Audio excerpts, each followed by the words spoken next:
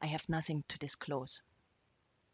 As you view this presentation, consider the following important points regarding testing. How is the testing going to be used in your practice? When should the tests be used? How will results impact patient management? First, we will discuss the role of PD-1-PD-L1 interaction in the immune system. We will then discuss the challenges of PD-L1 testing. We will end with take-home points. PD-L1 or programmed death ligand 1 is located on tumor cells but can also be found on some immune cells.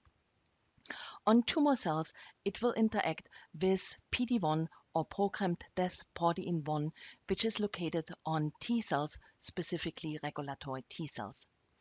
This interaction will lead to the inhibition of T cells and therefore tumor cells can grow out. The PD-1-PD-L1 interaction therefore will lead to inhibition of T cells and tumor growth.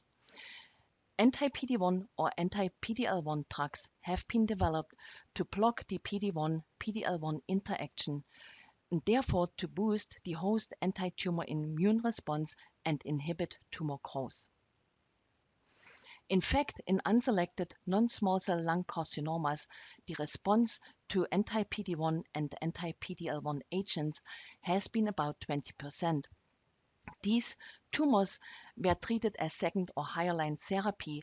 That means that these patients had already another therapy such as surgery, chemotherapy, and or radiation before.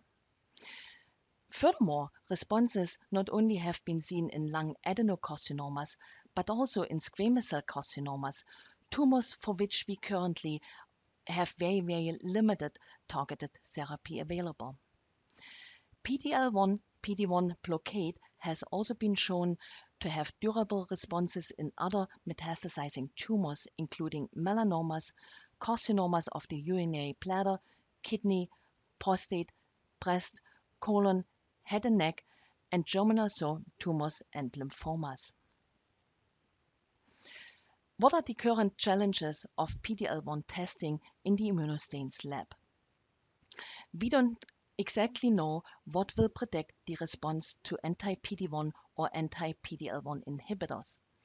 Is that the PD-L1 expression on tumor cells, the expression on tumor-infiltrating lymphocytes, or the expression on both? Or is there maybe another marker that helps us to predict this response? Multiple anti-PD-1 and anti-PD-L1 drugs have been currently approved for clinical trials or treatment. Also, drugs were tested in conjunction with different anti-PD-L1 clones by immunohistochemistry.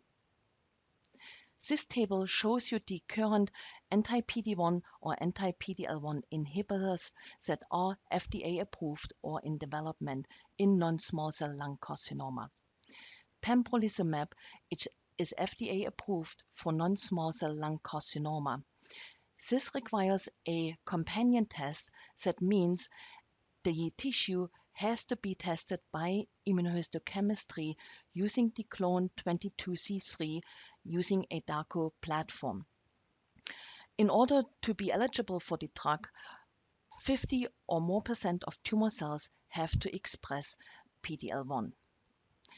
Nivolumab, another inhibitor, is FDA approved for squamous cell carcinoma and non-squamous cell carcinoma, non-small cell lung carcinoma. This has a complementary test. That means that this test is highly recommended but not necessary in order to provide the drug.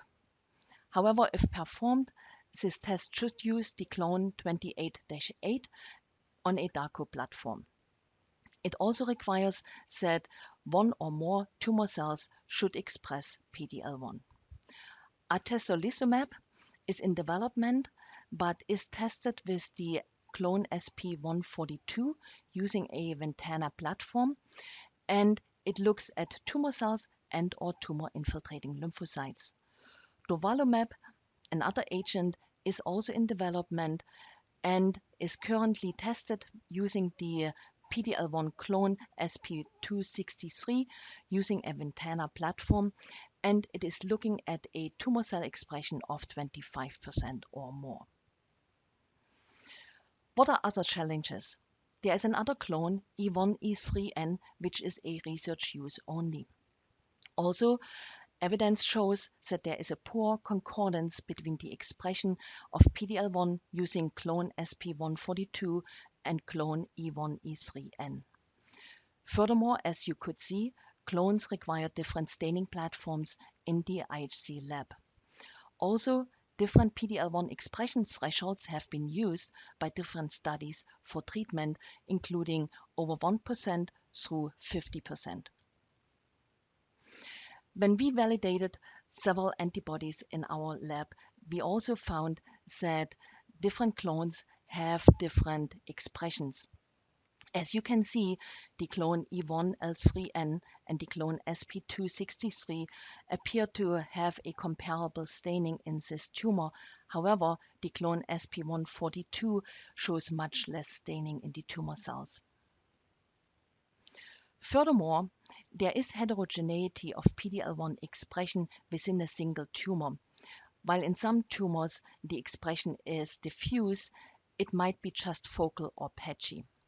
Literature has shown that there is heterogeneity in PD-L1 expression between independent primary non-small cell lung carcinoma with an agreement of only about 50%. However, there appears to be a high level of agreement of PD-L1 expression between intrapulmonary metastases in up to 89%. Given all these facts, sampling might be an issue. Here's an example of a malignant mesothelioma, which shows quite heterogeneous expression, and you can imagine, depending on where the biopsy was performed, there might not be any PD-L1 expression in the tumor cells on a small biopsy. There are still questions that have not been answered at this time. For instance, is a new biopsy required for PD-L1 testing after the patient underwent adjuvant therapy? Does a lab need multiple platforms and clones to fulfill all the clinical requirements? How should PD-L1 be reported? Which PD-L1 expression threshold is useful for treatment?